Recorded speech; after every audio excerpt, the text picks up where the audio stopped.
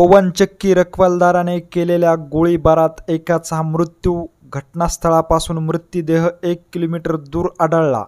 पवनचक्क्याने जिल्ह्यात शांततेला बाधा, महाजनवाडी दुसऱ्यांदा चोरीचा प्रयत्न. लिंबागणेश परिसरातील महाजनवाडी शिवारात पवनचक्कीच्या साहित्य असलेल्या कामाच्या ठिकाणी गुरुवारी रात्री उशिरा गोळीबाराची घटना घडली. 15 ते 20 चोरांनी या ठिकाणी चोरीचा प्रयत्न केल्याचे सांगितले जात असून चोरांनी गोळीबार केल्याचे बोलले जाते. येथील सुरक्षारक्षकाच्या गोळीबारात 1 जणाचा मृत्यू झाला असून मयताची ओळख पटलेली नाही. मात्र 1 किलोमीटर अंतरावर या चोराचा मृतदेह सापडल्याने अनेक प्रश्न उपस्थित केले जात आहेत. घटनास्थळी वरिष्ठ पोलीस अधिकाऱ्यांनी भेट दिली आहे.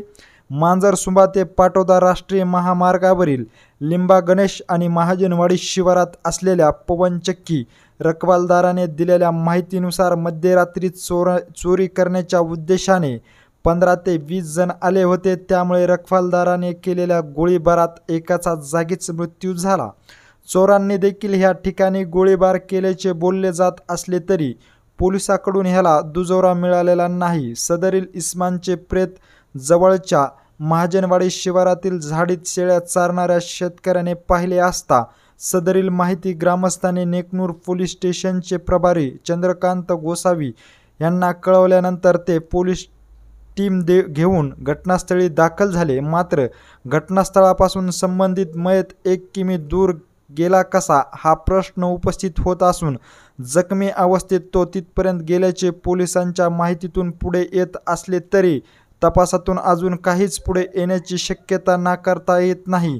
गोळीबार करणाऱ्या सुरक्षारक्षकाला नेकनूर पोलिसांनी ताब्यात घेतले असून त्याची चौकशी देखील केली जात आहे. कारण लिंबागणेश परिसरातील महाजनवाडी शिवारात पवनचक्कीच्या साहित्य असलेल्या कामाच्या ठिकाणी चोरट्यांनी चोरी करण्याचा प्रयत्न केला असता पवनचक्की या ठिकाणी असलेल्या रखवालदाराने गोळीबार केला असून ह्या गोळीबारात चोराचा मृत्यू झाल्याची घटना घडलेली आहे.